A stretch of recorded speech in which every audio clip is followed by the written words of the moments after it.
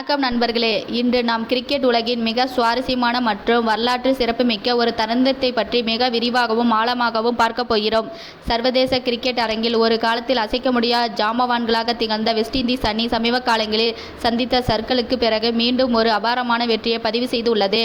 ஜமைக்காவில் இலங்கை அணிக்கு எதிராக நடைபெற்ற விறுவிறுப்பான மூன்றாவது மற்றும் இறுதி T20 சர்வதேச போட்டியில் வெஸ்ட் இண்டீஸ் அணி 5 விக்கெட்டு வித்தியாசத்தில் மாபெரும் வெற்றி பெற்று T20 தொடரை 2.1 என்ற கணக்கில் கைப்பற்றி அசத்தியுள்ளது. இந்த வெற்றி சாதாரணமாக கிடைத்துவிடவில்லை. கடந்த 2 ஆண்டுகளாக எந்த ஒரு இருதரப்பு T20 தொடரையும் வெல்ல முடியாமல் தவித்து வந்த வெஸ்ட் இண்டீஸ் அணிக்கு இந்த வெற்றி ஒரு மிகப்பெரிய மறுமலர்ச்சியாக பார்க்கப்படுகிறது.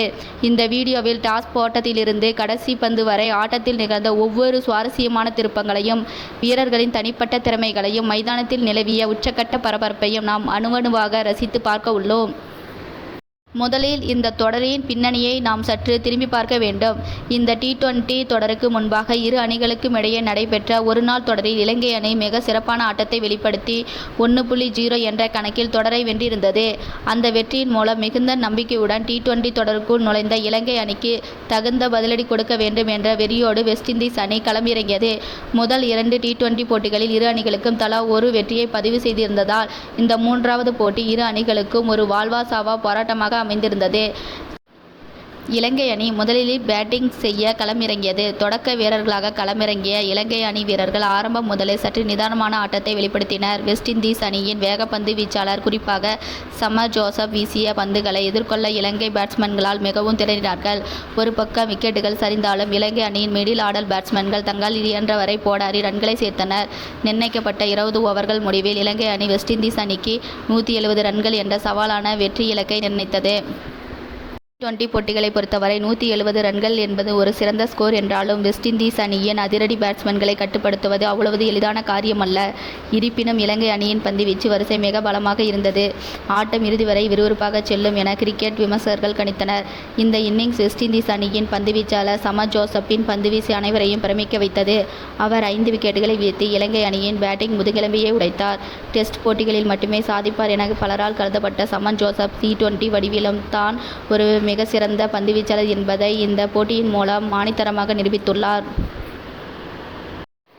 170 ரன்கள் என்ற வெற்றி இலக்குடன் களமிறங்கிய வெஸ்ட் இண்டீஸ் அணிக்கு ஆரம்பமே மிகப்பெரிய அதிர்ச்சியாக அமைந்தது. மைதானத்தில் இருந்து ஆயிரக்கணக்கான வெஸ்ட் இண்டீஸ் ரசிகர்கள் தங்களது அணி அதிரடியாக தொடங்கும் என எதிர்பார்த்த நிலையில் இலங்கை அணியின் சிறப்பான பந்துவீச்சு அவர்களுக்கு சிம்ம சொப்பனமாக அமைந்தது.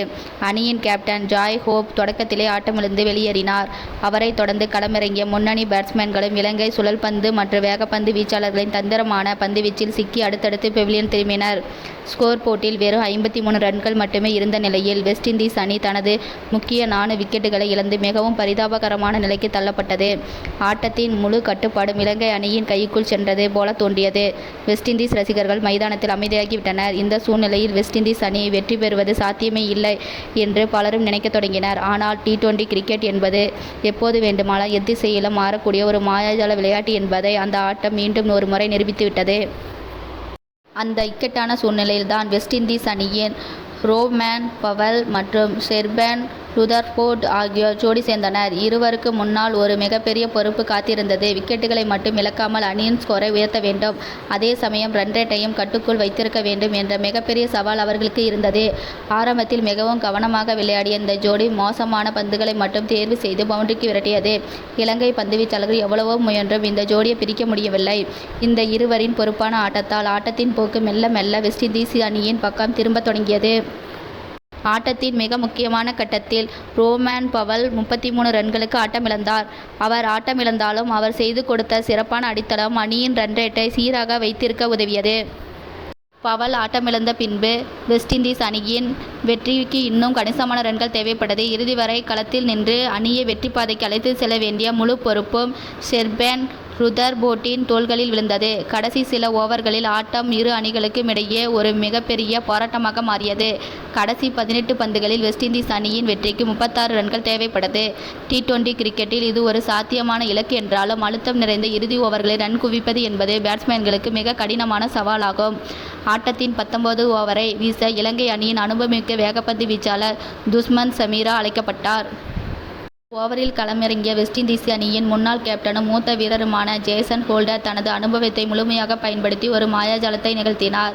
சமீராவின் பந்துவீச்சை நாலாபுறமும் சிதறடித்த ஹோல்டர் 3 பிரம்மாண்ட இமாலய சிக்சர்களை பறக்கவிட்டு ஒட்டுமொத்த மைதானத்தையும் அதிர வைத்தார். அந்த ஒரே ஓவரில் மட்டும் வெஸ்ட் இண்டீஸ் அணி 20 ரன்களை குவித்தது. இந்த ஓவர் தான் போட்டியின் மிகப்பெரிய திருப்புமுனையாக அமைந்தது. அதுவரை இலங்கை அணியின் வசமிருந்த ஆட்டம் ஜேசன் ஹோல்டரின் அந்த அதிரடி சிக்சர்களால் முற்றிலும் வெஸ்ட் இண்டீஸ் அணியின் பக்கம் திரும்பியது. கடைசி ஓவரான 20வது ஓவரில் வெஸ்ட் இண்டீஸ் அணியின் வெற்றிக்கு மிக குறைந்த ரன்களே தேவைப்பட்டன. இலங்கை அணியின் கேப்டன் தசுன் சனகா அந்த இறுதி ஓவரை வீசினார். அந்த ஓவரில் மிகவும் நிதானமாக அதே சமயம் நேர்த்தியாக விளையாடி செர்பேன் ருதர்ஃபோர்ட் தனது அற்புதமான அரை சதத்தை பூர்த்தி செய்தார். 19.4 ஓவரில் அவர் ஒரு ஒற்றை ரன் எடுத்து அணியை ஒரு வரலாற்று சிறப்புமிக்க வெற்றிக்கு அழைத்துச் சென்றார். இறுதி வரை ஆட்டமிழக்காமல் களத்தில் நின்று 54 ரன்கள் குவித்த ருதர்ஃபோர்ட் வெஸ்ட் இண்டீஸ் அணியின் வெற்றிக்கு மிக முக்கியமான காரணமாகவும் ஆணிவேராகவும் அமைந்தார். இந்த வெற்றியின் மூலம் வெஸ்ட் இண்டீஸ் அணி 5 விக்கெட்டுகள் வித்தியாசத்தில் இலங்கை அணியை வீழ்த்தி தொடரை 2.1 என்ற கணக்கில் கைப்பற்றியது.